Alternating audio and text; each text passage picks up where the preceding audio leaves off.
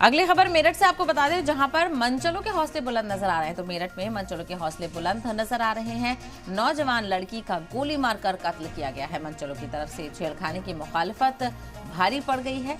दबंगों ने तमंचे से गोली मार दी। घर वालों ने लाश रखकर हंगामा किया। तो वहीं मेडिकल स्टोर पर दवा लेने गई थी लड़की, जहां पर कुछ मनचलों ने उसे छेड़ा।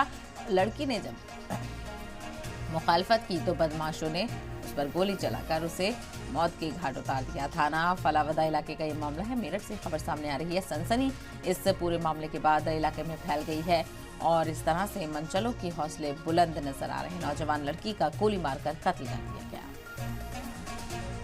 ये थाना फलावदा के मोहल्ला शहीद भगत सिंह में एक लड़की जिसका नाम सोफिया है, वो 18 साल की है, दवा लेने जा रही थी। उसके पड़ोस में रहने वाला एक